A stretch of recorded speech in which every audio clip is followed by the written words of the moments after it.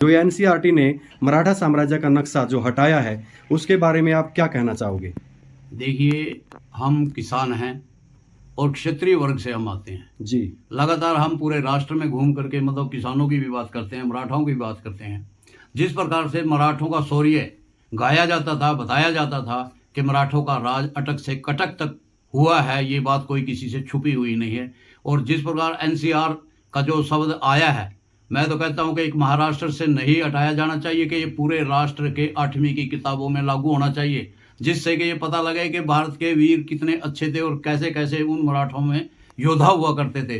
तो जो अपने स्वार्थ के लिए उनका विरोध करते हैं, जो सच्चाई को भी दबाना चाहते हैं, तो वो अच्छी बात नहीं है। हमारी पुरजोर मांग है कि वो जो नक्शा भी जो हमारा है वो नक्शा उसी प्रकार से और मराठाओं के हर समय का विवरण भी उस पाठ्य पुस्तक में होना चाहिए कि कौन से समय में किस राजा ने, किस मराठा सम्राट ने, किस मराठा योद्धा ने यहाँ पर काम किया और अटक से कटक तक कैसे कैसे उनकी राज प्रजातंत्र प्रणाली चलती थी। इसके बारे में सभी को जानकारी होनी चाहिए। और जो ये सरकार या किसी के दबाव में आने के हटाना चाहती है, सच्चाई को खत्म करना चाहती है, तो ये इस सरकार के लिए भी और इस देश के लिए भी मतलब एक इतना बड़ा नुकसान हो सकता है, क्योंकि इस देश में जो हमारे राजा थे उनको दबाया गया हमेशा, जो हमारे योद्धा थे उनको पीछे हटाया गया और दूसरे राजाओं के गीत गाए गए हैं, किसी के कायरों के भी, दूसरों के भी गाए गए हैं। लेकिन इस देश के जितने भी है, तो हमारे बच्चों को वो सारी शिक्षा जब मिलेगी, जब ही जा करके हम योद्धा बनेंगे, जब इस देश की मतलब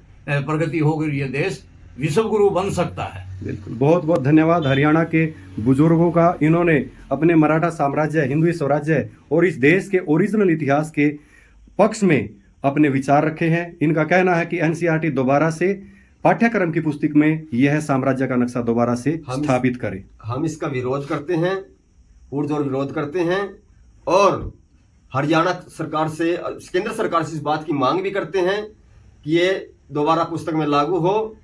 और वो शिवाजी महाराज जिसकी आंखों को देखकर मुझे वो आकृति याद आ जाती है जिसने अन्याय, अत्याचार, शोषण, भ्रष्टाचार को धरती में गाड़ दिया, वो उससे आने वाली पीढ़ियां सबक लें और पाठ्यक्रम में इनके नाम सम्मान से लिए जाएं।